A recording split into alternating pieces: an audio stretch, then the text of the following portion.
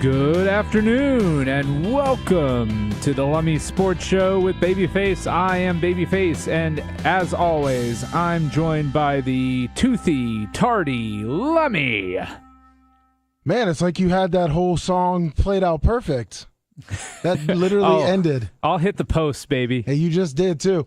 And yes, I am toothy now. And tardy. And tardy. That's what. Toothy and tardy. In fact, this is the second time, so you're retardy. Yeah, actually, I thought I had a dentist appointment, and I found out this morning I did not because my final cap did not come in. Oh, thank goodness, because we would not be here right now. Well, they already have everything ready to go. Have you ever had a... Yeah, but they're a dentist's office. They get backed up during the day. The dentist has to take a long lunch. Nurse has to honk Bobo. Lots going on. I've actually noticed that they do take long lunch. Like, they take long lunches, and they take... Yeah, you always want the very first appointment of the day. Well, because they do come in late, but they're not going to be way behind. Yeah, but see, I can't do that with the show. Right? No, you can't do that. You need to get back in that fish game, man. Well, but not have to lean on the show. So what? You want me to be like, hey, Bubba, you know what? Sorry, buddy. Say, bring in Brian will come do and fill my spot, and I'll go do my fish. Be a fishmonger again. Yeah, but then Dan may be like, well, let me I'll take your spot for the time being. Yeah, we'll see. It's just for the dentist. I mean, look, once I get it done, I should be good to go. But I'm going to put it off. I didn't put it off. It didn't come in, so I'm going to do it next week. Our apologies to everybody. Lummy didn't leave until 3:20, so he got here when he got here. Yeah, so my thinking, when I was driving in and I was sitting in all that Tampa traffic, and I know that how bad the traffic is around here. But the problem for you is I also know how to use Google Maps, and I know that you are not being completely honest with the time that you left the house. I was using Waze, and if you talk to... Google Maps owns Waze now, by the way. They're integrated. I know, but as Merch Crick says, see how that says green on your thing? It wasn't green at all. It doesn't show green there. It shows red. It shows a lot of red up by... does it? Yeah. It's a pretty good line of red all the way back past the Goodwill. I'm way past the Goodwill. No, I get that. It was 40 minutes when you came in. It was 40 minutes from the Advent Health Ice Center to the studio. Oh, I'm on the other side. Oh, that's even shorter then. That's what I'm saying. That doesn't show it. No, but I'm saying the other side is shorter. I know, but it's not. My wife actually is heading to a charity event for the Humane Society. Did she at least leave on time for that? I told her what's happening, so she's actually leaving an additional 30 minutes. I'll have her take a picture and send it to you, Brian. Yeah. If that's okay with you.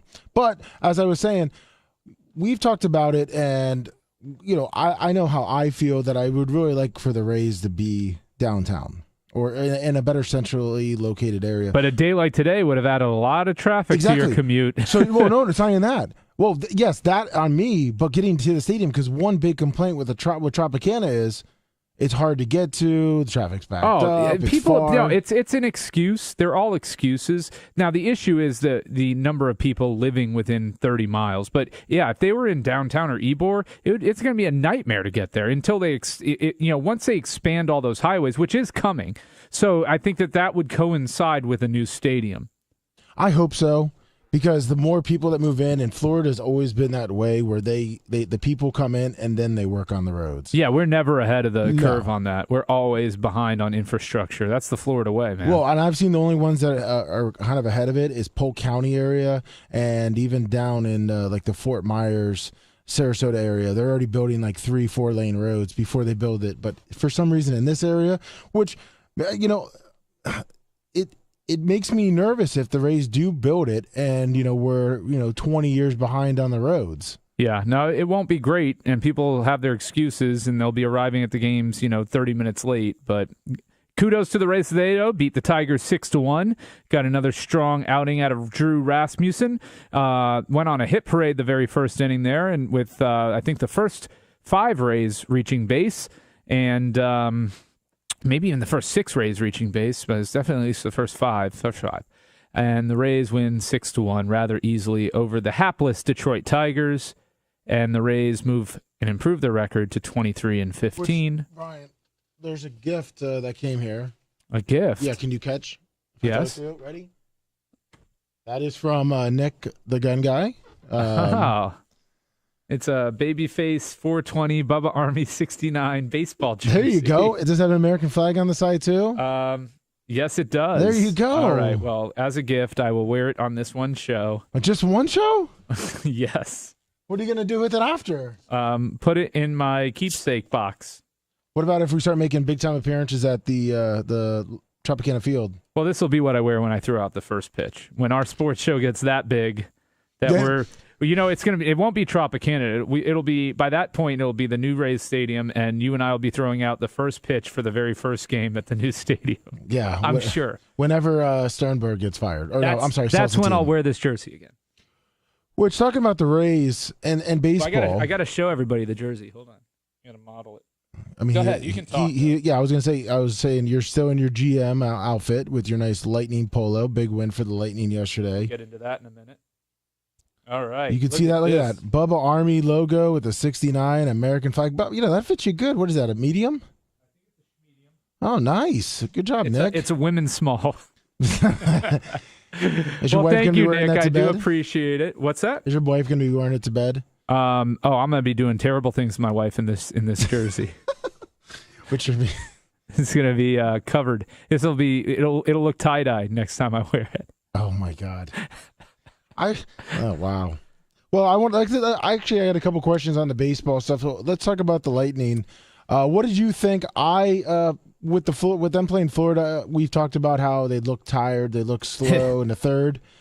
Florida, they didn't come out like I thought they were going to come out in that first period. Well, they had a lot more shots. But... I think a lot of people are saying that. Here's the thing. The penalty in the first 30 seconds of the game put them on their heels. And then they had another penalty about 4 minutes later. So four of like the first 8 minutes of that game, they played shorthanded. I think that was so key for the Lightning because it allowed them to dictate the pace and the tempo of the game. It slowed things down for them. They didn't look exceptionally good the first 30 minutes of the game, but it absolutely let them dictate the pace of the play. It wasn't a track meet. They couldn't get into one. And Florida looked out of sorts, man. Even when the Lightning were down 1-0, I said to my dad, I was like, the Lightning are really dictating the pace. They are happy with the way this game is going, and I think they're going to win. And then they turned it on, and they got the W. I will take full response. I doubted the Lightning. I thought they looked tired. I thought they looked done, and they find a way. Didn't the Lightning, or I'm sorry, the Panthers, it almost looked like their game plan was to come out knowing that the Lightning and Big Buck with 1,000 stars, the Lightning were tired. They saw, they played, a 7-game series. They looked out of sync. They were going to come out that first game and just try to, beat up on the Lightning in that first period, and it just backfired on them with those 3 straight penalties? Or do you think that, it was just kind of them just playing sloppy? No, I think it was they came out flat. I mean, they came out flat. The penalties didn't help, and the Lightning did a really good job of dictating the pace of that play. And I think the Lightning were helped by the Florida Panthers are not as fast, and they don't play as fast as Toronto. Toronto, their top 2 lines, really skilled, really fast, and Florida didn't seem as fast. And I think the Lightning were able to better dictate the tempo and the pace of the game by the fact that Florida wasn't able to play as fast and as effectively as Toronto did. The Lightning did a really good job of getting back. They played like they did in the third period of Game 7 against Toronto for big chunks of that game yesterday, and I thought that was the formula. They figured it out. I mean, they figured it out about the third period or second period of game number 6. Yep. Against Toronto, and now they've got the formula. I think they will take Florida out in 6, maybe even 5. If they win tomorrow, I've got them winning in 5. If they lose tomorrow, I think they win in 6. The Lightning. They're a better team. Vazzy is dialed in. His last 7 periods of hockey have been exceptional. Good. He's looking good. Brilliant. Yep. I mean, he looks like the Vazzy of old. And if we get that back, we have every chance of beating the Colorado Avalanche in the inevitable Stanley Cup playoffs finals that will be happening. 813-90-BUBBA, 813-90-BUBBA. Cameron in chat and Facebook. I know you don't watch that. You're on YouTube. You're a YouTube guy. It says Lightning overtime period in Game 6 turned this team around. I thought they were dead in the water till that overtime. I mean, you could say that too. I mean, I think it was the third period of Game 6. I think that's when they just flipped it. They started to get their groove, find the ability to play, and slow Toronto down, and then they transferred that right over to Florida, and it worked even better against them. Of course, the Lightning aren't going to go 3 for 6 on the power play all series. No. So that one, they're probably not going to get 6 chances a game unless Florida just keeps high sticking them every play. And number 2, Florida at some point their power play is going to break through. They're 0 for 21 slump to start the Stanley Cup Finals. So I think that the series will tighten up. I still think the Lightning win in 6, but I feel a whole lot better after seeing that they were able to transfer what they did in the last 5 periods, or 4 periods, 4.5, 5 periods of hockey, counting overtime against Toronto, into the Florida series instantly. Well, and Brandon Point is out for Game 2. Braden Point? Brandon, what I said? Yeah, you said Brandon. Oh, sorry, Brandon texted me. Brandon the quad. Yeah, I would love to see him play hockey. Yeah. Yeah, that would be amazing. But he is out for Game 2. I'm hoping. I think he's out for the season. You think he's? I think he either tore his groin or popped something in his knee. But that was an awkward landing into the boards, right knee, instant pain. We saw him try and tough it out because he's a warrior. All these hockey players are, and it didn't look good. Now, because they keep saying it's leg injury, they're not really saying what it is, and he's still considered day to day. Yeah, of course they are. Well, what I'm saying is, do you think they'll come out and say it if he's done, or do you think they're just going to keep pushing it along? They'll keep it alive that he may come back to play. It's like they did with Stamkos. He was. He's day to day. He may come back. And then he played one shift in the finals and scored that amazing goal. And then was out the rest. Of the time. Yeah. No. And it may be, I could be wrong, but when he went down initially, I was like, well, he's done, and I thought the game was over at that point. And then we got saved by Nick Paul and Vazzy. But the Lightning can win without him. I mean, they won without Stamkos one year. They won the entire regular season without Kuch one year. It seems like those guys step it up. They were 11-3-0 this season in the stretch of time where they did not have Kucherov and Point, which I think was like November. It was early on, wasn't it? It was like November into December. It was like November 13th to December 8th. They went 11-3 or something like that. Yeah, because I remember early on. Everyone's like, man, that's going to be a slow start. Now you're missing your 2 best, 2 good guys, or two, whatever.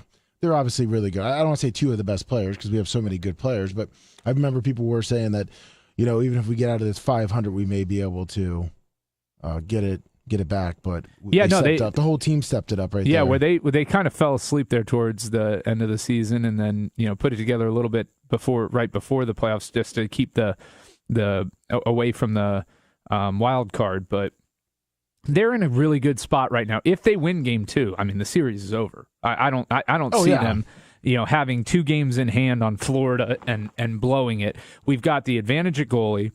We've got the advantage on fourth line. I think without Point, I think Florida has the better top line with Barkov and Huberdeau, and Verhaeghe. But I think across the board, the rest of the way, we're a better team than them. We know how to win in the playoffs. They don't. It's their first playoff series win, I think, since '96 this year. So, and they have a young coach who, granted he has NHL experience, but he doesn't have an NHL coaching experience in the playoffs other than what they did against Washington. They didn't look particularly dominant against Washington. They had to come from behind in games, and they've been, playing like that all season. But I like where we're at. I think Kucherov, the last 2 seasons, he's averaging 2 points a game against Florida in the playoffs. So they cannot stop him, especially with the amount of penalties they take. Did you see the tweet that they put out right here? Of all them on the beach? Yeah, I was like, okay, Game 1's over. Panthers win. They're talking about something slow. They're playing, soccer and volleyball on the beach? Football. Yeah. I'm like, oh, we're done. That's called team building, baby. True, team building. But I mean, I guess, yeah, if you're stuck in Toronto and now you're coming back and you're going down to, Sunset, Sunpoint? Where are the Well, they look like they were somewhere in South Beach when that or that Sunrise. area, Fort Lauderdale area. Sunrise, yeah. Sunset and sunrise, though, man. Let's go to our favorite Baltimore fan. Long time no talk. How are you guys? How you doing? How's it going? The Capitals ripped my heart out and then put it back in my chest and then ripped it out again and then put it back in my chest. You allowed yourself to have that happen. You had no expectation that they were going to do jack shit in these playoffs, but that's okay. It's your fault. Yeah, no, like I told Lummy, I didn't even think we should have won a single game, much less almost force a game 7. Well, luckily for you, Florida wasn't playing very well, and they still aren't. They may have shot their load in the regular season to win the President's Cup, which is worthless. Yeah, exactly. Yeah, that's what I always say. You don't typically win. The last 2 years, did the Lightning win the President's Cup or no? They won it 3 years ago, and we lost in the first round to the typically Columbus, you don't win the Stanley Cup if you win the President's Cup. Yeah, no, I think it's because you expend too much during the regular season. Like, you got to keep some gas in the tank. Yeah. Is there an injury report on Braden Point? I heard a broken femur, but I don't know about that. No, they're just saying it's a leg injury, he's day-to-day, and he's out for game 2. Yeah, I didn't hear any reports of a broken femur. I mean, first of all, it didn't look like a femur-type injury. It looked like a knee or groin. So I would highly doubt he cracked his femur on that. That's the amount of force it takes to break a femur. I know. The only way he could have is if he had a stress fracture already and then hit it. But otherwise, that wasn't the amount of force you need for a femur fracture. Yeah, but if you fracture your femur, I don't think you're getting back on the ice. Do you? Not if you full break. That's what Yeah, no. I mean, if it's like just if it's a full break, I mean, a fracture break, there's no. But if he fully broke through it, there's no way he's putting any weight on that. Right. And then, I mean, on the Caps end, Tom Wilson, Nick Backstrom, they're both questionable for the beginning of next season. I think they have to get, and Oshie, I think they all have to get surgery this year, so that's fun. They're an aging team on their way out. They've got the Pittsburgh Penguins problem. What do you do? Sure. You can't rebuild. You can't get rid of these players. How do you compete? And I think we still have the talent, other than our goaltending. Our goaltending was horrific. We have the experience in the playoffs. It's just we couldn't. We were up 3-0 in a game against the Panthers and lost 5-3. Yeah, I mean the Panthers can can pour it on. I mean they do have the offense. They I think they averaged over 4 goals a game this season. Something stupid. Yep. But no, I don't know that Washington has the formula right now. It's you need that perfect combination of veteran leadership, up and coming players, and then good role players, along with with good goaltending. I mean, I think the two that we're missing is goaltending, and then I guess you would say up and coming players. I think we have role players and also obviously that experience, but yeah, those are the two things. The problem is the experience is getting long in the tooth. Ovechkin isn't. He's good. He's still great, but he ain't the Alex Ovechkin from 2016. He scored 50 goals this year. What do you mean? No, and he's going to score on that line that he's on, and he's going to get his goals. How'd he do against the Panthers? I think he had 1. I think Oshie had 5. Yeah, I mean, he's going to get most of the scoring in the regular season, and then when you get to the playoffs, he's going to be kind of MIA. No, he had a great season. He played, a majority of the year. He only missed 5 games. But all I'm saying is he's 36. When he loses it, it's going to be relatively quickly. I mean, it's not going to be it will be noticeable. It will be very, very noticeable. No, this is an average season for him. I mean, it's for his career, his numbers were average. In the playoffs, he didn't quite perform, and you don't have Holtby anymore, right? So, you got to get that goaltender. You have to have a guy who can win games for. I mean, look what Binnington did last night to keep St. Louis single-handedly keep St. Louis in a game that they had no business being in against Colorado. I mean, he had 51 saves in that game. 51. Yeah, no, I think Colorado got 31 shots off in one period. The second period. You know what the score was that second period? 1-0 Blues. Right. He faced 31 shots in a period. That's nuts. Well, the Caps shot, I think, had 16 shots on goal in a game. We just played horrible that game. But I guess real quick, I wanted to switch over to football. How are you feeling about Lamar's golfing? Did you see the Instagram pictures of him having a tee on the green? Oh, really? What? Is he just goofing, or I really don't follow the off-season we don't exercises of Lamar Jackson. Well, I think ESPN posted it and was like Lamar Jackson, two-sport athlete ? Or something like that. And you zoom in, he's using an iron, a pitching wedge, and two, he had a tee on in the green. Yeah, the ball was going past the hole. That's probably some sort of clothing cross promotion thing that he's doing there. I can't imagine that was him actually seriously out there golfing. Can you see it, Brian? I see at least make yourself look like you know what you're doing. But he could have put that tee down where he's going to mark the ball for him, and then they didn't pull it up to shoot it. I mean, I guess. And then obviously with the wedge on the green. Who's winning the PGA, Brian? Man, Scotty Scheffler's hot. It's hard to pick against him right now. JT, I mean, you're going to have the PGA on week-to-week basis now is one of the hardest, other than Scheffler, of recent, but it's one of the hardest sports to predict. I mean, if you gave me 5 guys to pick, I'm going with Scheffler, JT. I always go with Tiger because that's my heart, not my brain. But let's see. You think Tiger's going to be a sleeper? Brooks, and because it's he plays in tough conditions, and give me DJ. All right. So I don't know if you guys care or not, but I got first round leader Sam Burns, Victor Hovland, Brooks Koepka. I have top 5 finish: Spieth, JT, Brooks Koepka, Victor Hovland. Top 10: Ricky Fowler, just because of the odds. I know it's not going to happen. I was going to say Ricky Fowler.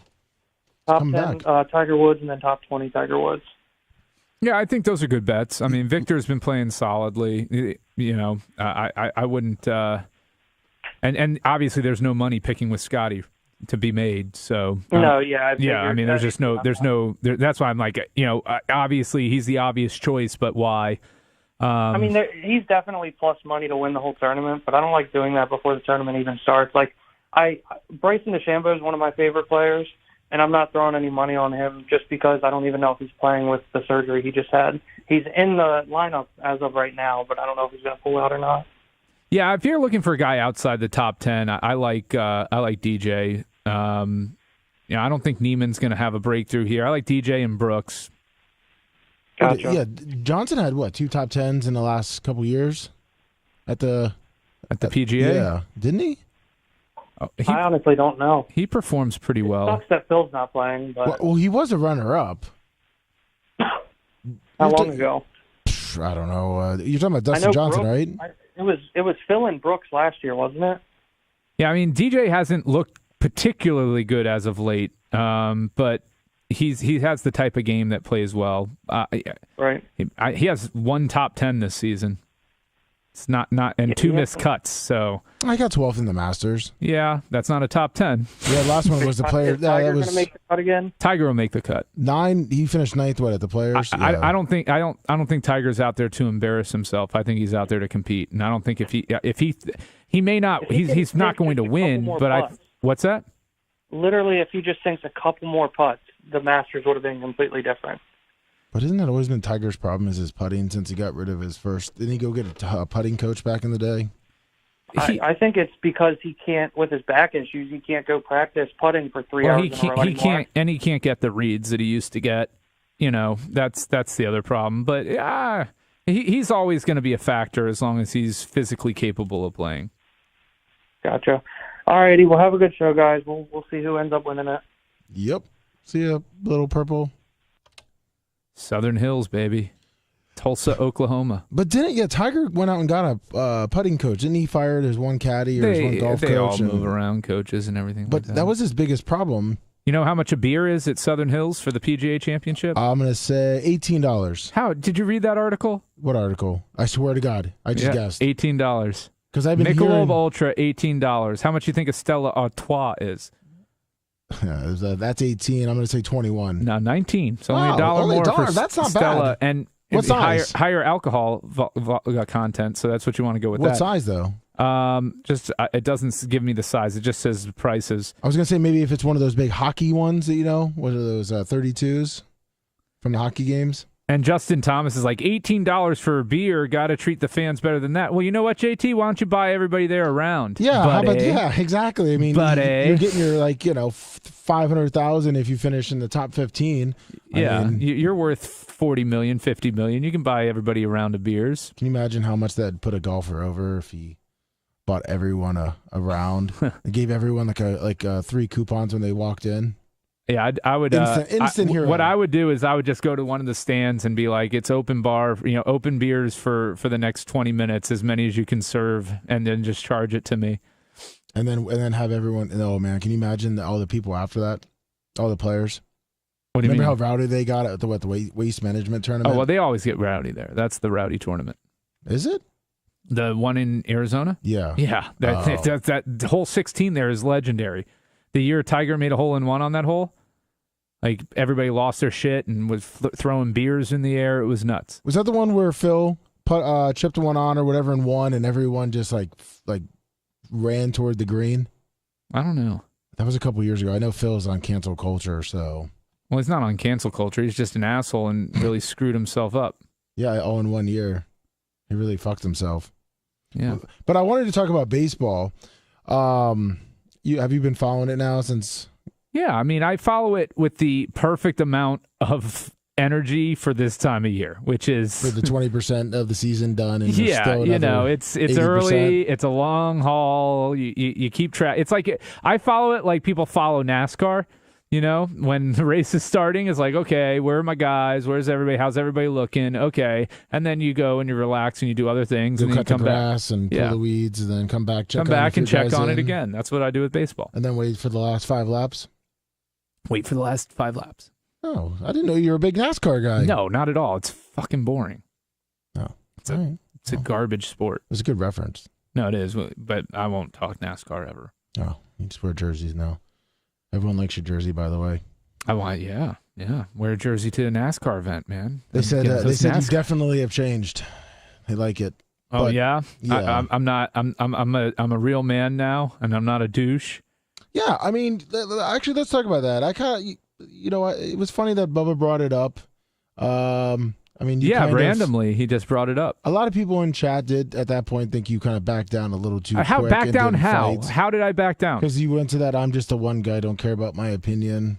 He said, no. What he says, how can I have you on the Bubba Army and you're offending the Bubba Army? And I'm like, look, if they want to be offended by what I say, then they're giving me way too much credit. And then he flipped that back around on me and said, well, you're a smart guy, and that's why we have you on the show. And I said, well, yeah, you're right about that.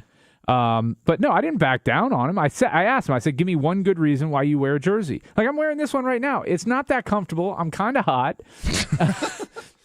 Is it the same material as your shirt you're wearing? It's a little heavier than the shirt I'm wearing. Like, the shirt I'm wearing is a little, but yeah, that's why. It's because I have another shirt on. But no, I mean, even with like the patches and the stitching, like nobody can give me a good reason. It's not a comfort thing. They're not comfortable to wear. Like, I'm just saying, just give me a good reason. Okay, you want to support the team. You can support the team in a variety of other ways. I'm going to disagree with you on one. On the comfort level, on not the football jerseys, because that's obviously outside. But I'm very comfortable, and maybe it's the Trop, but in my Rays jersey from when I worked there, it's super, because it's those patch numbers are so thick, they never turn with you, they don't move with you. I don't have numbers, that's why. Oh, okay. Remember, it's the blank one that I got. So it's a blank gotcha. back. But it's I'm saying the material. It's so breathable. But you put those patches on there, and that is not a comfortable jersey anymore. Oh, yeah. You're the saying numbers like the typical... are stiff in the back. It's not comfortable. It's just not comfortable to wear. It's not designed for comfort. It's not really even designed for functionality. It's kind of stupid, like that they have sewn on numbers and everything. It should, with the materials and the ability that we have to produce, items now. They only do it this way now because it's old school, it keeps it expensive. Well, they can justify charging $150 for a jersey when they're all stitched and all that shit. If it was just printed, they would never get anybody to buy anything. Yeah, I mean, they've tested different jerseys throughout the years, but it seems like it never really works out too well. I don't know. I mean, like, when you watch the Major League Baseball players, the players on the field, the uniforms do look sharp. I mean, the stitching and everything, maybe it's just, me being my age and growing up, it just looks like, the uniform. Like, it looks like they take a lot of pride in it. Not the fans, but you know what I mean? You see them and you're like, man, I really want to, it's their uniform. Again, I just would like to hear anybody give a compelling reason as to why it's awesome to wear jerseys. Line 1. Hello? Hello? Hi, it's Samantha from Alberta. How are you? Hey, Samantha from Alberta. How are you doing? Oh, big night for you in Alberta, Canada. I know. Big night. I know. Who you got? I'm excited, yet holding my breath, which is what most Albertans do. Are you an Oiler or a Flamer? Oh, my God, I'm an Oiler. I can't even watch the Flames.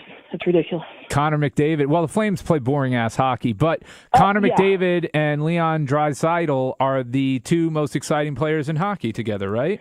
Yes. And then you have pretty much nothing else after those two. Pressure on Connor McDavid to win because it's a team, but he is an exciting player, and I'm holding my breath, and I probably can't even watch it because I jinxed them. So I'll be probably online just watching the scores. Really? You think that your physical viewing of the game impacts the outcome? I'm being ridiculous. I know.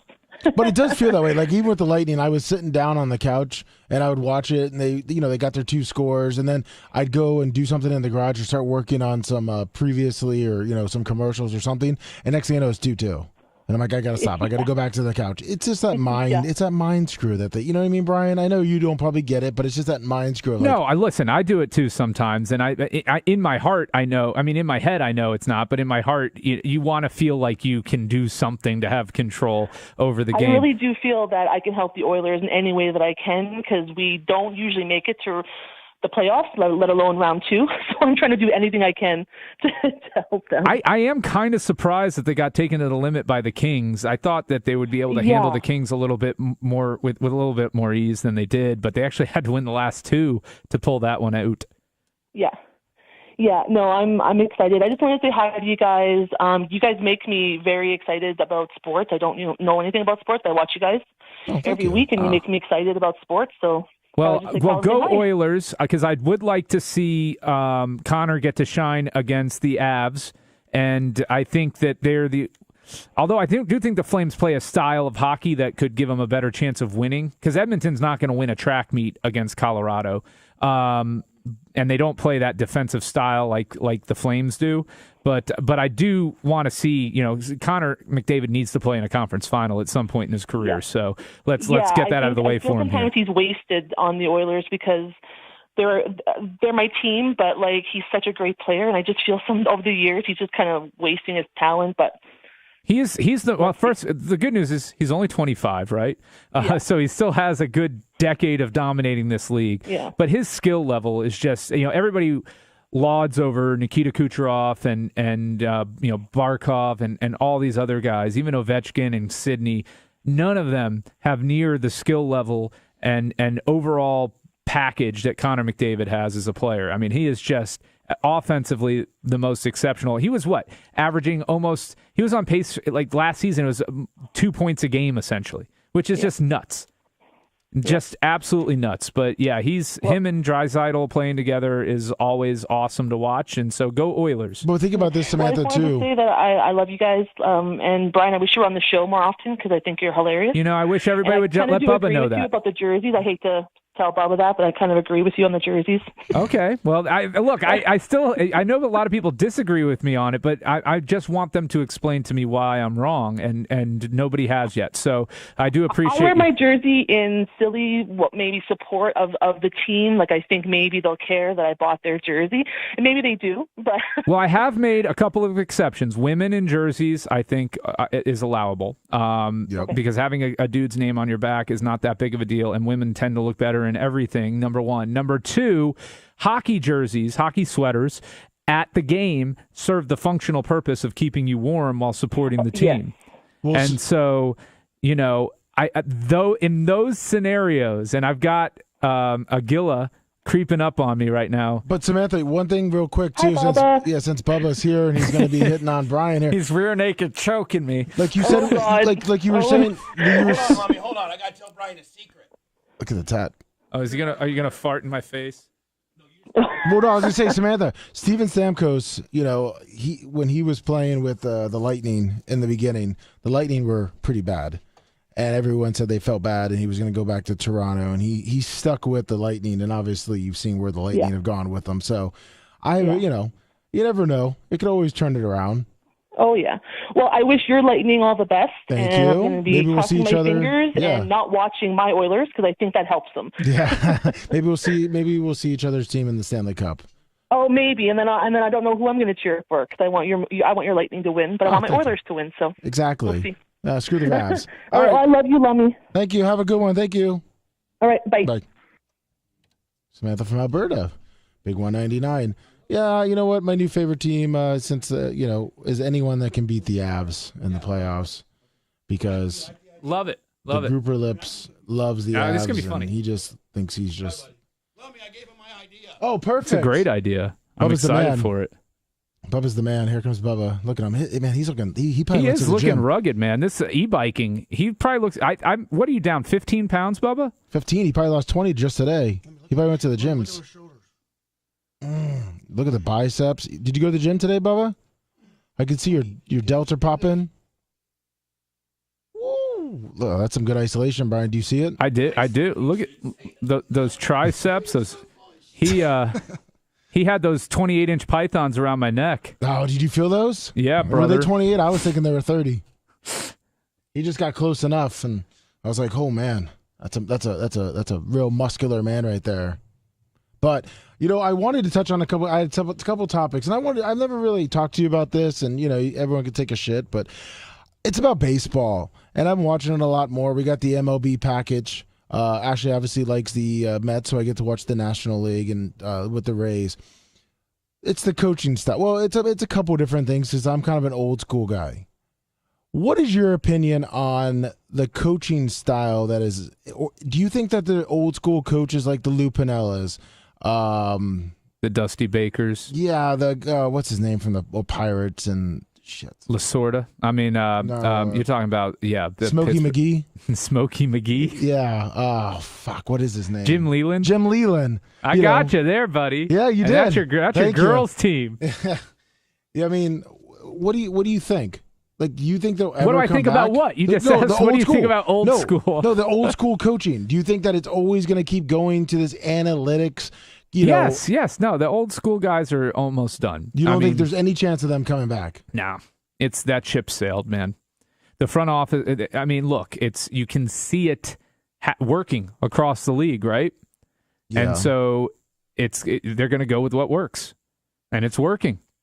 The analytics are working. It worked, Moneyball worked for the A's, and then analytics ball started working for the Rays.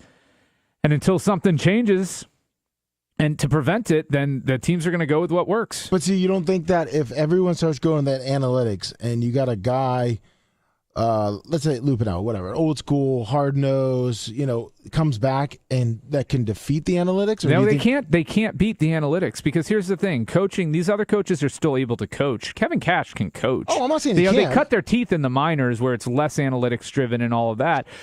But once they get up to the majors and they're coaching there, not only they're coaching players, but they're also coaching. They're coaching in the analytics, right? Yeah. They're coaching in getting that extra mile of bat head speed. They're coaching in getting that extra 200 RPMs of rotation on the pitcher's pitches. And so not only are they good coaches now, but they're coaching in the math and the science. And I think these old school guys they don't get it. They don't understand it to that level, and they're not embracing it. So that's why. I have another point to that. 561 after this call. 561. Hey, babyface, Lummy. Quick question. I'm not here in Florida, but I'm an Orioles fan. But I got to tell you, an Orioles fan? Oh, yeah. I mean, they haven't been good since Cal Ripken Jr. left. That was actually another one of my questions for Brian was all these old time teams. Why are they shitting the bed so much? Like the Reds, the Pirates, the Orioles, the Tigers. Yeah. Oh my! I mean, shit. Like what is it? I know it's probably they're going to say the front office, but I mean, how can they not just pull their heads out of their ass? I mean, the Orioles haven't been good, like he said, since Cal Ripken. Where they make the playoffs in like 2000, barely. Yeah, I mean it was like 20 years ago, and they've got a great stadium and they got a great facility. So I don't know what it is about the team, the management, front office. What is it? Yeah, if I had the answer, I think it's missing on some players. It's not spending money when you should have. It becomes harder to get good free agents, right, when you're in a rebuild. So you're missing out on free agents, which then makes your ability to hit on prospects and improve your farm system so much more important, because you're going to have to get homegrown talent because nobody wants to willfully go play for you. So it could be a great stadium to play at. It could be a great city to live in. But, that's why the Lightning are getting guys on Pat Maroon can get more than $1 million a year at playing in the NHL. He's a 3-time Stanley Cup champion, fourth liner. He could probably get 1.5 out on the open market. But he's willing to sacrifice some of that money to play in a city that he likes, for a team that he likes, surrounded by the best hockey players in the world. But you think that's another thing, too? That was part of my question was, is it the city? Baltimore, Cincinnati, Pittsburgh? Yeah, I think the city has a little bit to do with it. You don't want to live there. You want to be around there. Yeah, do the players want to raise a family there? I would say the city is a huge problem, because 20 years ago it was a much different city than it is today. I mean, crime is rampant there. Nobody wants to live there, and it's sort of like Detroit. It's down to dumps. So, do you if you're a player, do you want to live there, or do you want to live in Tampa? Well, here's the other problem for a team like Baltimore. They could probably – they don't have – and for the last 3 seasons, this has been the case. They don't have their best players in the major leagues. They're keeping a lot of their talent buried in the minors for a couple extra seasons so that they can get more service time out of them before they have to renegotiate contracts and things like that. So, they could win – 10 extra games this season if they really wanted to, if they brought their talent up now, if they didn't sit on it. But at the same time, they're not playing for this season. They weren't playing for last season. They weren't playing for the year before that. And so why sacrifice draft position? Why sacrifice service time? Why sacrifice options on guys when you can let them sit in the minors, hone their skills a little bit more, and then bring them all up when you're actually ready to compete? And who did that recently was the Blue Jays. Yeah. All their guys, they were playing it's almost like the Blue Jays had a 5-year plan. All their minor leaguers, who was Biggio, Bichette, Vlad Jr., they all played on each team together. It's like they just had that whole formula like waiting to bring up. They could have brought up Vlad Jr. way before the other guys, but it was like their single A team was badass with those guys, and then they'd move up to double A and triple A, and until they were ready. So yeah, you got to time it. They all have plans. I mean, they've got boards in their front offices that have their projected lineups for the next 3 seasons, and position players at the major league level for kids that are down in the minors that they're counting on. The issue for the Orioles, though, what they have to do when these kids come up, you have to time it with acquiring winning pitching and those locker room veterans that can put it all together for you. That is what I think is holding Toronto back. They don't have that veteran presence right now with these kids, the winning presence with these kids and pitching to help them bring it all together. The pitching was supposed to be there. They spent some money on it in the offseason, but the pitching was supposed to be better than it is this year, certainly. Yeah. But they don't have... And that's what I think has been holding the Yankees back. Now, they may have figured it out in New York, and everybody's performing, their pitching staff's performing out of this world. But that's what I think their problem is. And the Rays have always had those clubhouse leader guys. Yep. They've always had those guys that, the Mike Zaninos. Do you really need a catcher that's hitting 111? No. Well, you do when you've got kids that don't know how to win over a 162-game season, that don't know how to be a professional baseball player. And so you've got to have that presence, that veteran presence that they can trust. The perfect example of that, and it's going to sound like I'm a homer. Sorry, it was 2008 when the Rays took that leap. They had the Cliff Floyd, the Eric Hinsky. They had a couple other veteran pitchers in the bullpen, the Troy Percivals. They had those old school. They had those old guys, the veteran guys that were there, which that's why they made that leap and went to the World Series. Those guys have won. They've been there. They're not the greatest players, but they knew how to lead those guys, and the young players listened. And I think that's. Let me go for it. Let me jump in here. Let me jump in here real quick, and I'll let you guys go. But one question I had, though, and I understand where you guys are coming from a player, front office standpoint. But as a fan, you want a competitive product on the field, and when you're only getting 15,000 fans in a stadium that can hold 20 to 30, doesn't the money also come into the fact that you're not getting ticket sales, you're not getting concession sales, you're not putting a competitive product on the field because you were sitting here saying we're not going to be competitive this year. We're going to wait for the next year or the year after. So, as a fan, doesn't that piss you off? It should as a fan, but this is where the TV money has ruined the game of baseball. The Rays do not need to sell one ticket to be able to afford to pay their roster right now the way they're constructed. And make Not money. one ticket. And make money. Yeah, they will make money off of the national TV money, the new national TV deal that went into effect, I think this year or last $50 million more, not $50 million total, more per team in national TV money. The Rays make $80-something million a year off their local TV contract. So you've got $130 million a year just right there. I mean, that's the problem with it. Now teams like Cincinnati, who used to be a proud organization, they can do a fire sale right before the season and make it very clear that they are not going to try and compete because they don't need a single fan to step into that stadium to be profitable on the year, especially when they're cutting their payroll down to $45-50 million for the season. They're profitable. Yeah, they're getting a luxury tax money too. That's the problem. And that's why you need a salary floor and a salary cap. And baseball needs it. And I hope the Dodgers and the Yankees go on a 5-year tear. Let them just be the same World Series every single year. Let's ruin the sport because they need to make changes competitively. And I know the players don't want it, but they got to have it. And so you can get a salary cap if you have a salary floor. And that's what they need to do. They need to implement it. Look at how exciting the NHL is. And I know the Lightning are on a bit of a tear, but hockey's still exciting if Lightning aren't here. But those 8-1 playoff series go 7 games. Mm-hmm. They go set both. I think not Colorado versus Nashville was the exception, but Carolina was pushed to 7 games.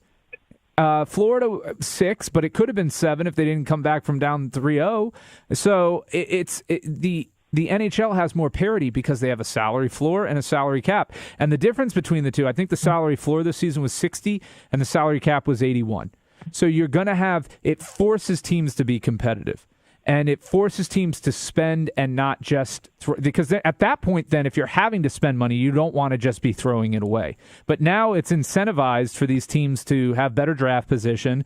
And, if they know they're not going to compete to win for 2 or 3 more years, why bother spending the money? Yeah, get the profits. Yeah, it's sad. Well, he said he was going to. Yeah, 239.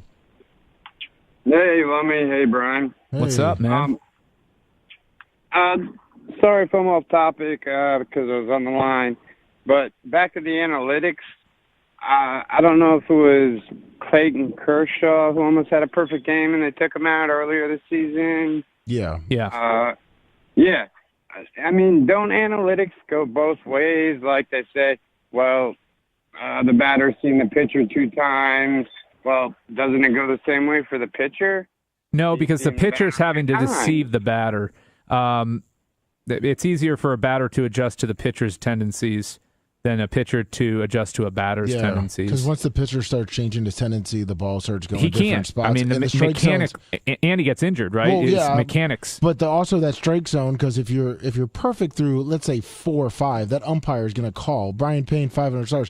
That umpire starts to now maybe build around your strike zone. If you're consistently right on the corner of the plate, so the next time that guy's 2 times he's hit it right here. Well, that pitcher now tries to change up his, this or that. It's gonna, he's gonna fall apart.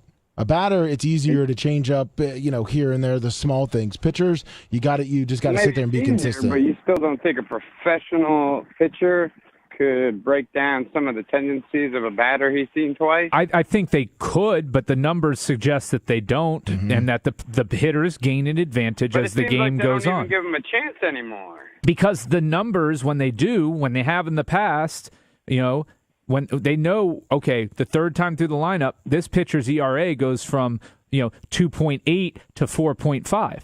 Well, that tells you all you need to know. Either one, he's tiring and his stuff's getting weaker, or number two, the batters are figuring things out. They're picking things up. They're able to spot the ball better the third time through. The statistics show that the hitters have an advantage. If you were managing Clayton Kershaw that night, would you at least have given him until one batter clocked one? I would have left it up to Clayton to say he's a veteran. So he's a veteran. I give him the now a rookie pitcher who's hitting 100 pitches or getting to up there in the pitch count early in the season. No, because he doesn't know enough about his mechanics and his body, and maybe hasn't thrown that many innings. But somebody like Clayton Kershaw, I am giving him the benefit of the doubt. And one thing you have to realize too nowadays with the past is the technology is so advanced with stealing signs. So you've been through it twice, and you're trying to change up your signs. But it's easier for the batter to adjust once they start, getting your little tell that maybe you don't even know they have, or that little twitch, So the technology has improved immensely that the batter cheat, whatever. Right. Don't call it cheat. And I think, but whatever. I think the top teams are going to change a lot this year, because teams like the Miami Marlins, who suck ass every year. I mean, they got some pretty good pitching and pretty good hitting right now, and vice versa. There's been a lot of trades, and the Twins, and it's like a totally different. I know the Mets. The Mets are in first place, but the Mets were expected to be. Well, the Marlins. The Marlins are overachieving slightly, but they're still 2 games under 500. I mean, the NL West is absolutely stacked. All of the wild cards may come out of there. I mean, you're going to get 2 teams from the Central, 2 teams from the West, and the Mets, and then probably 3 teams from the West, and then the Mets. So it's to me, I think the NL is completely boring, because I think the standings that we're looking at right now, those are your playoff teams. I don't see any of those teams slipping. The Braves might make a run. They might make a run. So they're the one team, I think, that are underachieving in the National League that could make a run later on. Phillies are a little bit. No, the Phillies don't have it, man. It's unfortunate teams like the Dodgers can, scoop up Freddie Freeman like the Yankees and just, totally monopolize players whenever they want to, because they have so much money. I mean, they can, and that's a big part of it, and that's where a salary cap would prevent that, and a salary floor would prevent it. Because if the Rays had to spend $10 million, $20 million more this year, guess what? They're now in on Freeman, right? Now they're making a push for him, or they're getting another starting pitcher. And so it would, even though it would limit how much teams could spend on players, it would also require these other teams to spend more on players to try and be more competitive. Yeah. Well, I love you guys. Thanks, Mike. Have a good day. You too.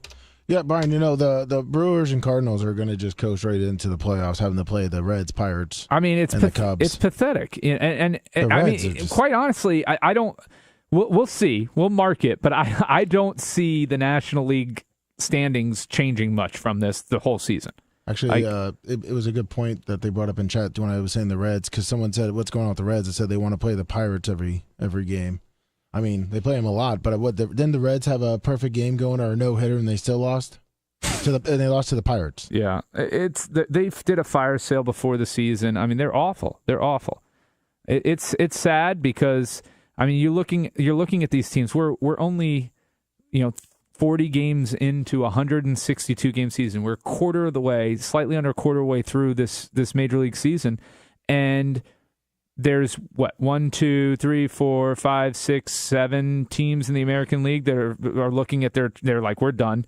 And then in the National League, you got, maybe those 3, 17 and 19, 17 and 20 teams in the NL East think they have a chance. They really don't, because the West is just pounding on them. But you've got, 4 or 5 teams that have no chance there. I mean, it's sad. It's they're adding more playoff teams, and it doesn't really matter. No, it's like basketball. You know how basketball keeps adding more playoff teams. And Major League Baseball, the season would matter more right now if Toronto, the Rays, and Angels, and Astros were all, and I guess you can throw the White Sox and Twins in there, were all playing for 4 spots, right? Like if you had 6 teams playing for 4 spots, it would be a lot more exciting. But when you add those additional wild cards now, I mean, Chicago is a game and a half behind Toronto for the last place wild card. That's the competition that we're looking at here. And then there's really nobody else close.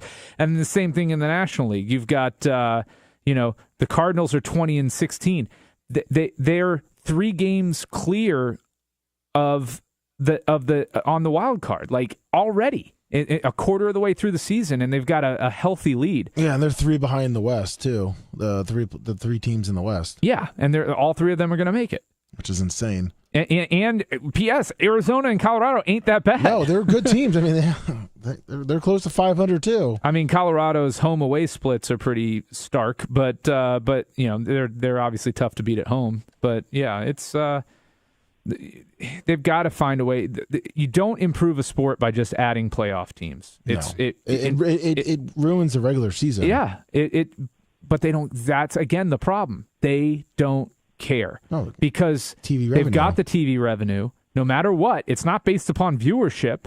They've got them locked in for a decade on these deals, so they don't give a shit. And as long as they get huge playoff numbers, that's all. And these programmers are filling airtime with program content. That's all they care about. 641. Hey, what's up, guys? Oh, it's our hockey player, our future hockey player. Oh yeah, have you ever played ice hockey, Brandon? No, I can't even do air hockey. the hockey, the little thing I got to hold in my hand, I end up tossing it because I got to move it so fast. What if we taped it to your hand? Have you ever tried that? Well, then I get sick of just trying to change it, so I just play goalie with my hands, and I hurt my fingers doing that. Yeah, that's a bad idea. Yeah, I think my idea is a little better. I think it's way better. You tape it to the top part. Yeah. Yeah. Yeah, tape it to the cover and just let it fling around. That's it, man. Yeah, like you're edging a little bit. So you're calling in for the USFL update? All right, I can't wait. I've been watching a lot of games. The Stallions 5-0, coached by Skippy Holtz. Oh, halfway through the season, the Tampa Bay Bandits are they're tied for second in the South Division, so they could make the playoffs. How are the playoffs decided? Is it the top 2 teams in each division? No, they flip a coin, Brian. Yeah. So here's the problem: is that they lose the division tiebreaker right now to the Breakers. Yeah. I mean, they're going to lose a breaker to the Breakers. You know, I actually tried to watch. I think it was 2 weeks back, and I tried to watch it. The Bandits game was on, and they got shut out. It was horrible. I watched that game for till halftime, and then I fell asleep. Yeah, Brian, have you watched the game yet? No, I've got way better things going on in my life. I was in the pool and I scrolled by it. And who knew that Jeff Fisher would have been the worst coach in the league? Who's he coaching for? The Maulers? No, the Michigan Panthers. I mean, they're not the worst team. Yeah, they actually they've scored more points than they've allowed, unlike Tampa. Who's the Pittsburgh Maulers coach? Oh yeah, legend. I think that's I don't remember his name, but it's the he was the running backs coach for a long time in the NFL. Brandon, you only have 8 teams to cover. You're supposed to know everything about them. Well, listen, OnlyFans is back up, Ryan. Okay. Yeah, I got stuff to watch on OnlyFans now. I got stuff to do now. Oh, really? Who's your favorite girl you subscribe to? The one he had sex with, Kirby Wilson. Caitlin Hatley, for God's sake! Like, is that the only one you look at, though, or do you cheat on her with other girls on OnlyFans? No, that's only. It's the only free account you have. Holy shit!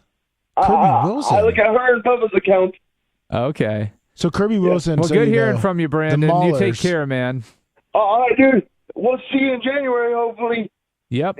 Unless COVID comes again and you don't show up to the party. Okay, Brian. Let's not jinx that, buddy.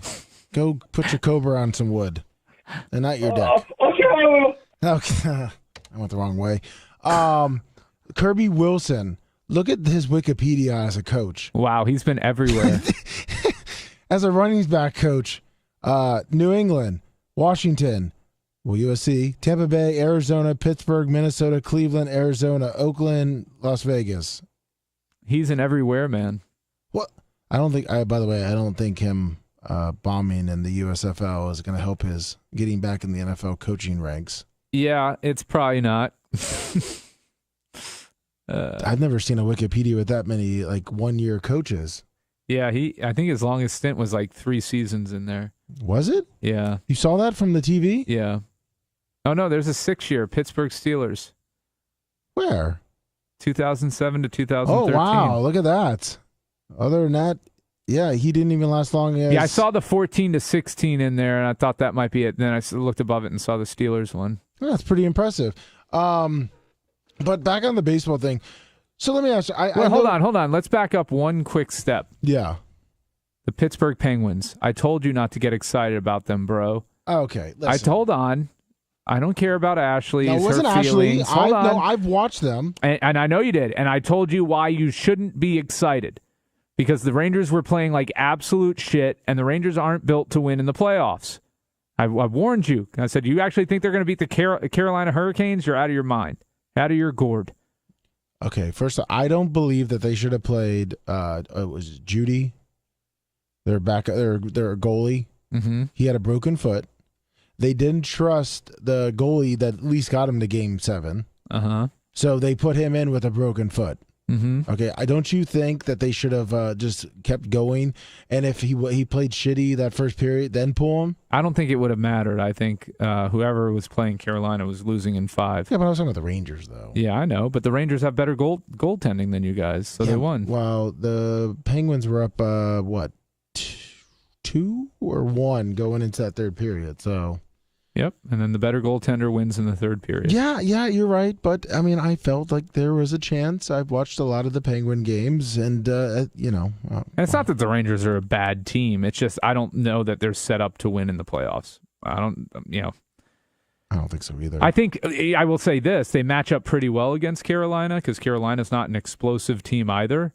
But I like whoever wins the Florida-Tampa Bay series, Tampa Bay, to go on to the Stanley Cup Finals. Now, who would you want to play? Who? If I'm Tampa? Yeah. Oh, New York. Because Carolina can play a more defensive style of hockey consistently, I think. Although, that's a tough one. Because is Carolina's goalie back? Is he healthy? He took a shot to the face, right, or whatever it was, or his knee. Yeah. If he's still hurt, well, he's playing. He's gonna play. Yeah. See, and the problem is Igor in New York. That goalie can catch fire, and you don't want to play a hot goalie in the playoffs. No. So from that standpoint, give me Carolina if I'm the Lightning. Well, I'll take Carolina over New York right now, only because New York's goalie could get hot enough and single-handedly win them a series. Who's that, Igor? Igor Schnausages. Yeah, Igor Schnausages. Yeah, that sounds about right. I think it's Igor Schnausages. Snoshalinsky. Schnoschleider. Igor Schnitzel? Igor Schnitzel. We'll go with Igor Schnitzel. So I had an interesting question on chat. I think it was Troglodyte. Igor Shesterkin. He wanted to know what your opinion. Who? Troglodyte. Okay. Since we were, it was when we were talking. I wrote it down. It was when we were talking about the jerseys. And Bryson withdrew, by the way. That's been announced. Everybody, Bryson withdrew. Oh, did he? They posted it 4 times in chat, so I figured I must announce it. Sorry, go ahead. Oh. What do you think of sports tattoos? Oh my God. I'd love to know Brian's take on sports tattoos. I mean, come on, man. I pity the people who get them. Now, what if it's so there's got to be a different level of the people that get the sports tattoos.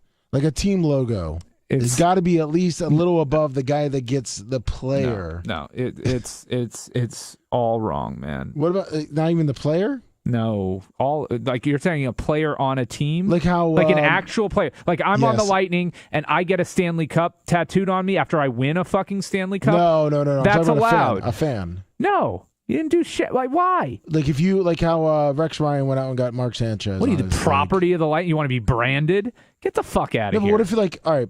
So I think of people getting above, like, or above the, like, say that they get the name of a player on their leg, on their low back? Yeah.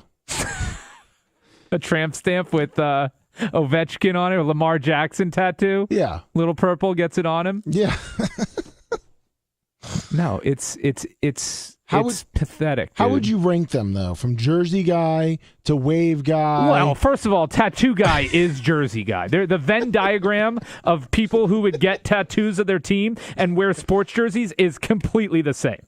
Okay, that guy is always Jersey guy. There's no part of the jersey, I mean, the tattoo guy's circle that doesn't go into the jersey guy. There's no person who's like, it's really douchey to wear a jersey of your team, but I got a tattoo to commemorate the Rangers runner-up season in... Come on. No, what if it's like hidden and like maybe he had to get it as like a bet or something, but like exposed to like a calf muscle with like a huge... devil ray that he got back in 1998. Do you have that? No, I don't have any tattoos. I'm not a tattoo guy. No. Look, it's pathetic, man. It's pathetic. It's sad. It really just means you don't have a lot going on in your life. That's what it tells me. Like that's a sad individual. I'm watching that person for a possible shooting, like massacre shooting style. With that? Yeah. What? The tattoo guy, you got to watch out for him. There's a friend of mine that that got a tattoo of a Vince Lombardi quote on his forearm. Yeah. And he's a Steelers fan. So then he followed it up with a Steelers logo right after it. Oh my goodness. On his forearm. Now, we do make fun of him. Yes, as you should. But as you should. Does a quote from a coach make it a little bit better? So I'm not a huge tattoo guy to begin with. Oh, neither am I. So I'm probably not the best person to act. Like I wear clothing, so that's why I can have a strong opinion on Jersey guy, right? Yeah. Because I wear clothing. I'm not tattoo guy. There's really nothing in this world aside from my wife or my daughter that I would love enough. And even then, I've got, as long as I have room on my wall for pictures, I really don't need to put them on my body. True. So, there's no, the quote, it doesn't matter. Doesn't need to be on your Eat, forearm. pray, love. I mean, what? Well, let's go to 443. It ain't over till it's over. Yeah, exactly. When the going gets tough, I mean. Whatever the quote is. Come on, man. Brian, do I owe you any rent money? Seems like I'm living in your head quite a bit lately. Do you have tattoos, buddy? Yeah, I have one name tattooed on my body. Take 3 guesses at what it is. Vinny Testaverde. Ovechkin. Nope. Your daughter. Lummy, you know what it is, don't you? Yeah. Okay. What? I don't think you do. I have Trump tattooed on my leg. Yeah. His buddy did it. Yeah. It's on his thigh. Yep. I guess you could go in what your friends bet, Brian, kind of thing. Yeah, no, you should never bet on that. Like anything that's going to stick with you. It wasn't a bet. It was just. It honestly was a drunk decision. My roommate in college had a tattoo gun, and it was before he even won the election. Trump 2016, right there on my leg. Good for you, man. He's I know, right? Jackson at least he won that one, and I waited to get the 2020 since he didn't win. What do you think about all the Twitter bot stuff? I don't think they impact sports at all. Yeah. Go get your Ravens tattoo with the Lamar Jackson kicker, and then you can call back. No, I think you upset. We love Little Purple. Yeah, Little Purple was the best. I think you upset him. I think he hung up. I think you hurt his feelings with his tattoo. What? But that I will say this: getting Trump's name tattooed on you is worse than a sports logo. Oh, Brian! I mean, a politician, really? I'm a big Bob Saget fan. He really impacted my life. I'm gonna get a Bob Saget tattoo. That's like you're excited because you're a Chargers fan and get Ryan Leaf tattooed when he was drafted by him. You know. I mean, it's all stupid, isn't it? Like when you really break it down, isn't it really, really dumb? Like, isn't it? I mean, I know people have different passions and everything. Which I guess that's why Troglodyte wanted to. No, look, if you're into tattoos and that's your thing and you're covered in it and that's your culture, then I don't understand it. So that's why I did preface it by saying I'm really not the person to be asking about this, because there's very, very little that I would ever even consider tattooing on my body. But if you're into that and that's your culture, whatever it is, I know a lot of people who lose a loved one, the pain of the tattoo and the remembering them in that way. My memory still works. I don't need to have them on my arm to know that I love them. But if that's the way you feel, you've got to express it. I'm not knocking on you. I appreciate that. Oh, listen, we're not talking about that. We're just talking about the sports team, the sports logo, or politician, or Hulk Hogan, having him tattooed on you. What did I say, Lummy? Those are the people you have to watch out for, right? Yes. Those are the people that will go out and commit felonies. Are you talking about Joe the Supermark? I'm not, and talking about anybody in particular. I'm just saying. I just wanted you to kind of rate them too, because I wanted you to, the guy that wears the full sports uniform. Like I showed you that one picture of the Eagles guy. Oh God! Compared to the tattoo worst. guy. That poor. I feel bad for the full out dressed up cosplay painted face guy. Like there's a level of sadness there and emptiness that they're trying to fill with a sporting event. I mean, it's it's sad. It'd be like dressing up like your favorite wrestler and to go watch wrestling. Like if you're over 15 years old.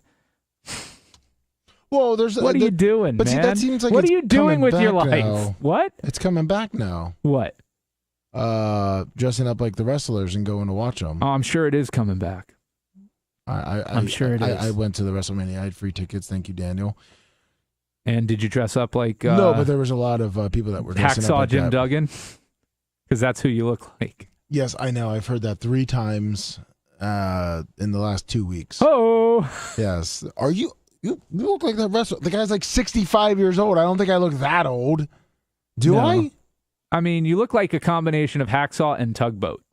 Okay, yes. In fact, I would say probably a little more like Tugboat. Yeah, a little more. You're a little more Tugboaty. Yes, I am. And unfortunately, he was not. Yeah, like somebody just said, dressing up like your favorite jockey and then going to the Preakness. Like, I'm supporting him. That would be funny, though. You see, because they all dress up. What for would the be Kentucky... funny is if somebody your size did it. That would be fucking hilarious. Saying. You know what I'm saying? Like everyone dresses up for the Kentucky Derby in their hats and all that bullshit, and then you just see someone like me with their long hair coming up as like a little jockey, That would be hilarious. And you walk up like that, and you're like next to me in your little suit, like you're my trainer. No. Yeah. I mean, you're a little small guy. It would be funny. I could be dressed up like the owner, and you can be dressed up like the jockey. Yeah. Yeah. Even though I'm bigger than the horse. I was trying to find this video. Well, let's do a poll real quick. A little impromptu poll.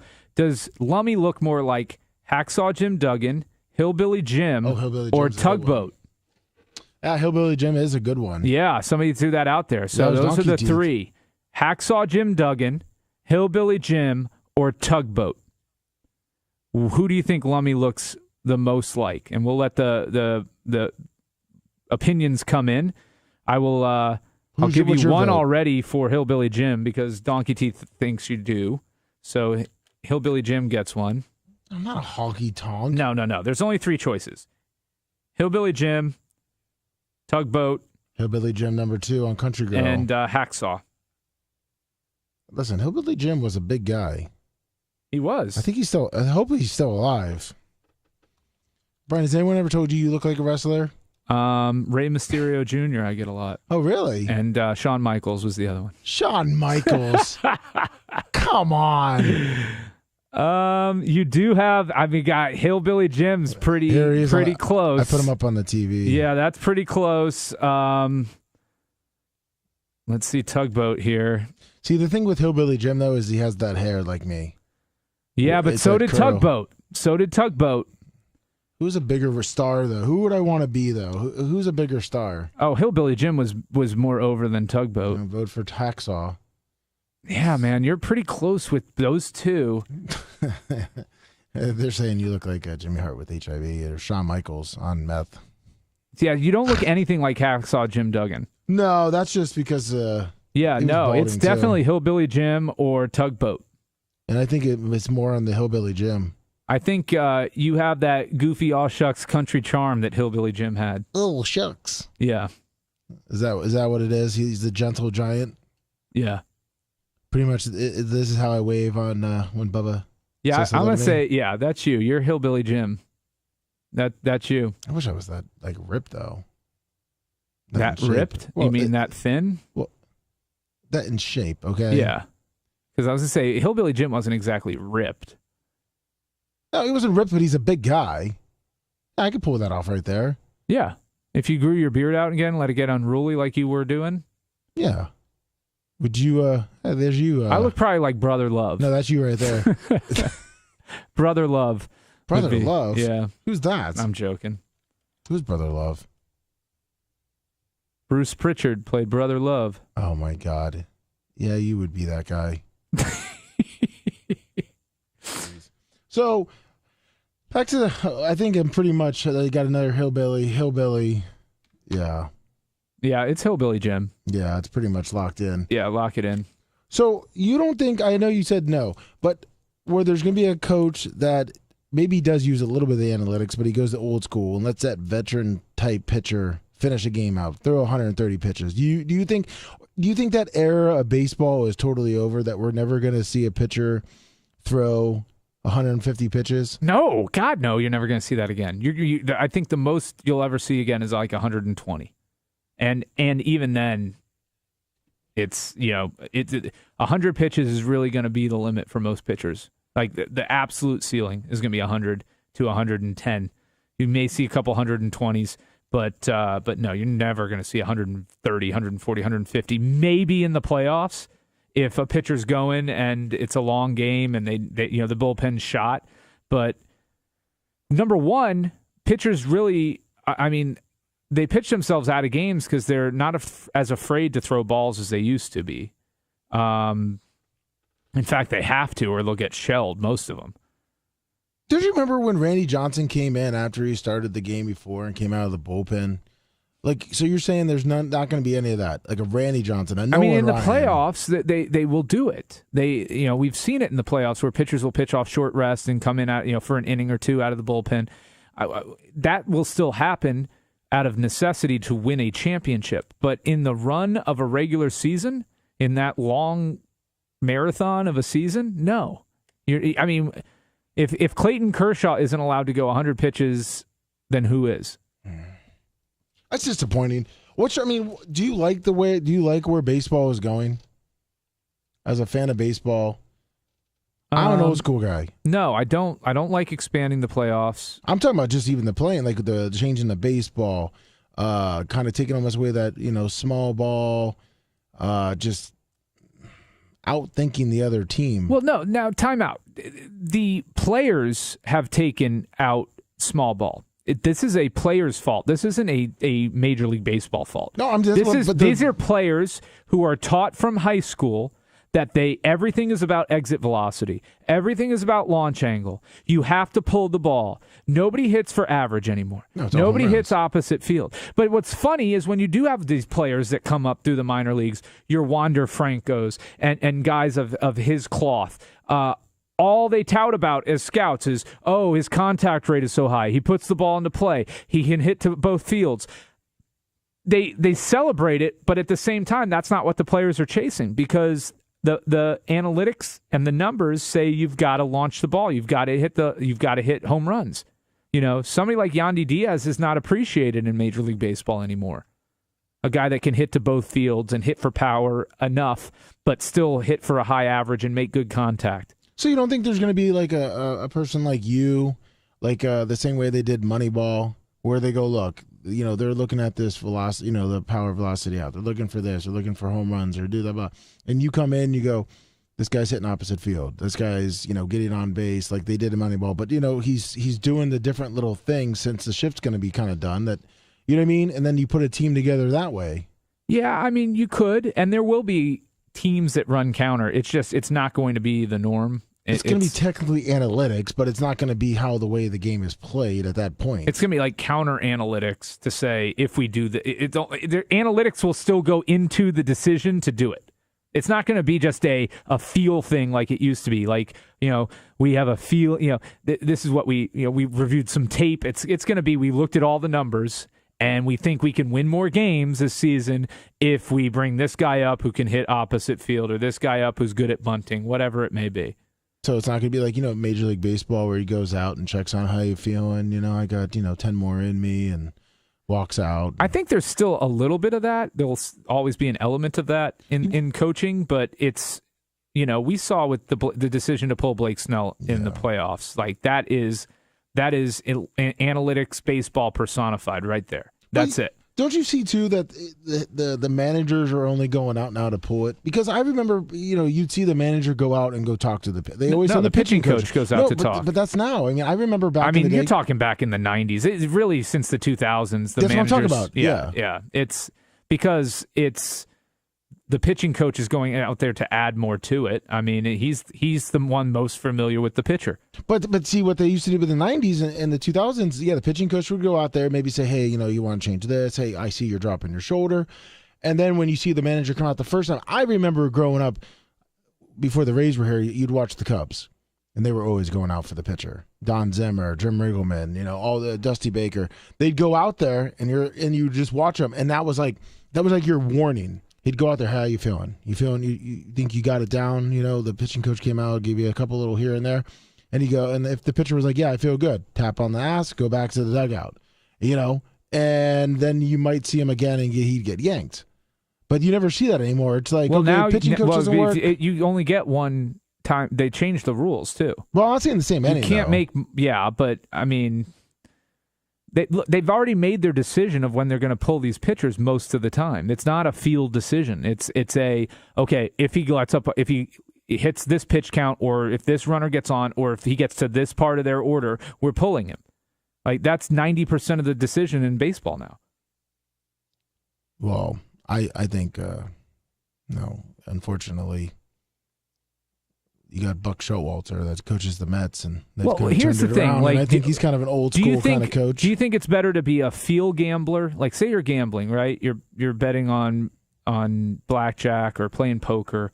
A game where the player can slightly influence the outcome. Yeah. Do you think it's better to be a field player, or is it better to have a little bit of the feel but also know the statistics and play the numbers? In the long run, it's always better to play the numbers. Correct. Always. But there's sometimes that you just take that chance. But you can do that while still consistently playing the numbers. Yeah, but don't you think it would build up the pitchers' confidence? I mean, that's what I'm kind of getting at. It builds up their confidence. Hey, he believes in me. I'm going to go out there and he strikes. It actually saves their confidence because you're letting them know this isn't about you. This is a decision. This is a mathematical based decision. Has nothing to do. I know you can get them out, but this is the right move here for the team. Thank you. And they're used to it now. They've been dealing with it their whole time coming up, man. I know, but it's just I know it bothers you, but we got to go. Oh, my bad. I can't. Bubba has his light right over this. Without me looking up at the clock. Everything is somebody else's fault. Brian, you come up here. Brian, my dentist. Hey, Brian, a light. Hey, dickhead. I can't see the clock, and there's no clock on this TV or this thing, and I'm not looking up every time. Welcome to A Million Excuses with your host, Lummy. I was getting really passionate there, okay? Not as passionate as you are about baby formula. Hey, don't be a dick. I'm not being a dick. I called in to defend you, dude. I know. Yeah. I mean, I really don't have any excuses on that. It's not really my fault. No. It's your fault. Yep. Blame me. I appreciate it, Brian. I appreciate you, Lummy, and I appreciate our listeners. You're the best in the business. I know you all hate me. No, they love you. You're a Jersey guy now. You know how many people have probably screenshotted that? I mean, here's the problem: is it really doesn't look like a jersey. It doesn't. So, you have your collar I perfectly flopped it. over. You look like the 70s White Sox jerseys where they wore the shorts too. Yeah, or I just look like I've got a weird like two-tone collared shirt. Can you give him a flex in your jersey too? No, I'm going to save that for my wife when she gets home. Oh, God. All right, everybody. Thank you very much for tuning in. Another great Lummy Sports Show with Brian. A lot of hot takes from Brian on Tattoo Guy and Jersey Guy. Don't forget to tune in tomorrow, twitch.tv/The Bubba Army. We will have Brad Johnson on at 9:10 via Zoom. The former quarterback? Former quarterback of Tampa Bay Buccaneers. I got him on for 9:10. And don't forget to get all your Bubba Army merchandise at BubbaArmyShop.com, BubbaArmyMerch.com. Thank you, everyone. We will see you tomorrow morning, 6 a.m. Thank you.